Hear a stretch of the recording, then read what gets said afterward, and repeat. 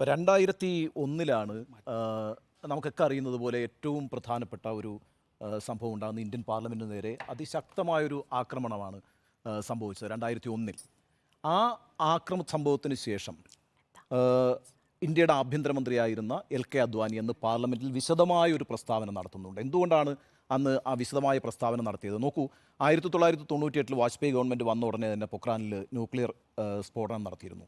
അതിനുശേഷം പിന്നെ ഇങ്ങോട്ട് ഇന്ത്യയും പാകിസ്ഥാനും തമ്മിൽ വലിയ ഫൈറ്റാണ് നടക്കുന്നത്. നമ്മുടെ ഒരു പ്ലെയിൻ കാൻഡഹാറിലേക്ക് ഹൈജാക്ക് ചെയ്തുകൊണ്ട് പോയി, കാർഗിൽ യുദ്ധമുണ്ടായി. അതിൻ്റെയൊക്കെ പിന്നാലെയാണ് 2001 ഈ പാർലമെൻറ്റ് അറ്റാക്ക് നടക്കുന്നത്.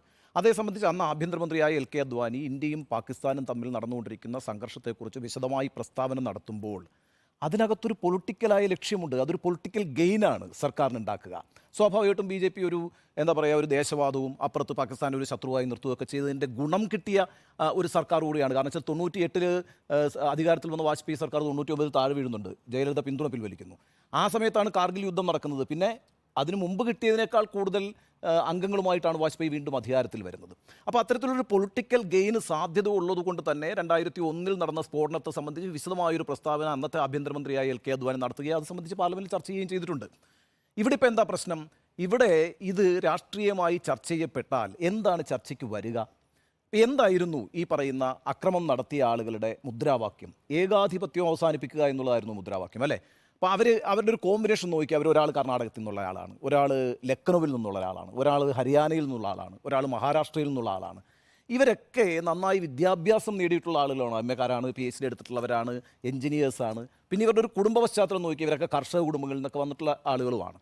അപ്പോൾ ആ അർത്ഥത്തിൽ ഇന്ത്യയിൽ ഇപ്പോൾ നടന്നുകൊണ്ടിരിക്കുന്ന ചില പ്രവണതകൾക്കെതിരെ രൂപപ്പെട്ടിരിക്കുന്ന ഒരു ഐക്യമാണ് ഈ പറയുന്ന അറ്റാക്ക് നടത്തിയത്. ഞാൻ ആ അറ്റാക്കിനെ അനുകൂലിച്ചുകൊണ്ട് സംസാരിക്കുകയല്ല. ആ അറ്റാക്ക് അപലപിക്കപ്പെടേണ്ടതാണ്. അതിൻ്റെ സുരക്ഷാ വീഴ്ചകൾ ഉണ്ട് എങ്കിൽ അത് പരിശോധിക്കപ്പെടേണ്ടതാണ്.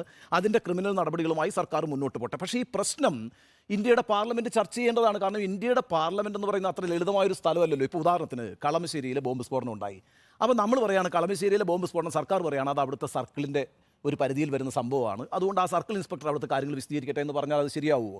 അവിടേക്ക് പിന്നീട് ADGPമാർ വരുന്നുണ്ട്, DGP വരുന്നുണ്ട്, ആഭ്യന്തര വകുപ്പിൻ്റെ ചുമതലയുള്ള മുഖ്യമന്ത്രി തന്നെ വരുന്നുണ്ട്. എന്തുകൊണ്ടാണ്? അത് കളമശ്ശേരിയിൽ മാത്രം ചൂഴ്ന്നു നിൽക്കുന്നൊരു പ്രശ്നമല്ല, അത് കേരളത്തിൻ്റെ ഒരു ആഭ്യന്തര സമാധാനവുമായി ബന്ധപ്പെട്ടൊരു പ്രശ്നമാണ്. അതുകൊണ്ട് സ്റ്റേറ്റ് ആ ഉത്തരവാദിത്വത്തോടുകൂടി കാര്യങ്ങൾ ജനങ്ങളോട് വിശദീകരിക്കേണ്ടതുണ്ട്. ഇവിടെ പാർലമെൻറ്റ് എന്ന് പറയുന്നത് ഈ ഓം ബിർള എന്ന് പറയുന്ന ലോക്സഭാ സ്പീക്കറിൻ്റെ ഒരു ജൂറിസ്ഡിക്ഷനകത്ത് വരുന്ന കാര്യമാണെന്നും അതിൻ്റെ സെക്യൂരിറ്റി എൻ്റെ ചുമതലയാണെന്നും പറഞ്ഞുകൊണ്ട് ഇത് അവസാനിപ്പിക്കാൻ കഴിയില്ല. അവിടെ വന്നിരിക്കുന്ന കാര്യങ്ങൾ ചർച്ച ചെയ്യേണ്ടതുണ്ട്. അത് രാഷ്ട്രീയമായി ചർച്ച ചെയ്യപ്പെടുമ്പോൾ അത് തങ്ങൾക്കെതിരാകുമെന്ന് ഉത്തമ ബോധ്യമുള്ളതുകൊണ്ടാണ് ലോക്സഭയിലും രാജ്യസഭയിലും ഈ സർക്കാർ ഇത് ചർച്ചയ്ക്കെടുക്കാത്തത്. ഇത് ജനങ്ങൾക്ക് അവകാശമുണ്ടെന്ന് ഇന്ത്യയുടെ പാർലമെൻറ്റിൽ ഇത്തരത്തിലുള്ളൊരു സുരക്ഷാ വീഴ്ച ഉണ്ടായിട്ടുണ്ടെങ്കിൽ അതേ സംബന്ധിച്ച് ഇന്ത്യയുടെ പ്രധാനമന്ത്രിയോ ഇന്ത്യയുടെ ആഭ്യന്തരമന്ത്രിയോ വ്യക്തമായൊരു പ്രസ്താവന നടത്തുന്നതുകൊണ്ട് അതുമായി ബന്ധപ്പെട്ട ചർച്ചകൾ നടത്തുന്നതുകൊണ്ട് അങ്ങനെ ചർച്ച നടത്തിയാൽ എന്താണ് ഏകാധിപത്യത്തിനെതിരായി മുദ്രാവാക്യം മുഴക്കേണ്ടി വരുന്ന സാഹചര്യമെന്ന് വിശദീകരിക്കേണ്ടി വരും. അപ്പം മണിപ്പൂർ പ്രശ്നം കടന്നു വരും, കർഷക സമരം പ്രശ്നം കടന്നു വരും, ഗുസ്തി താരങ്ങളുമായി ബന്ധപ്പെട്ട പ്രശ്നങ്ങൾ കടന്നു വരും. ഇതിനകത്തൊക്കെ അതേപോലെ ന്യൂസ് ക്ലിക്ക് പോലെ ഇന്ത്യൻ മാധ്യമങ്ങളെ പിടിച്ചു നിർത്തുന്ന സമീപനം അതൊക്കെ ചർച്ച ചെയ്യപ്പെടേണ്ടി വരും.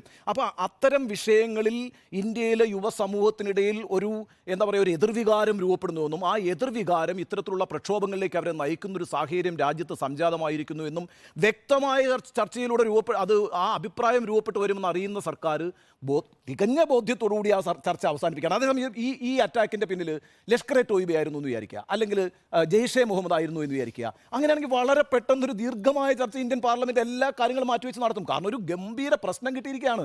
അപ്പം രാഷ്ട്രവികാരം, രാഷ്ട്രഭക്തി, ദേശഭക്തി തുടങ്ങിയിട്ടുള്ള എല്ലാ കാര്യങ്ങളും ഉന്നയിച്ചുകൊണ്ട് നിങ്ങൾക്ക് നിങ്ങളുടെ രാഷ്ട്രീയ മുതലെടുപ്പ് സാധ്യമാകുന്ന സന്ദർഭങ്ങളിൽ നിങ്ങൾ ആ ചർച്ച നടത്തുന്നു.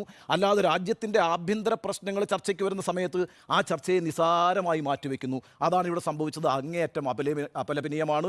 ഈ വിഷയം ഇന്ത്യൻ പാർലമെൻറ്റ് ചർച്ച ചെയ്യേണ്ടതായിരുന്നു എന്ന് തന്നെയാണ് എൻ്റെ അഭിപ്രായം.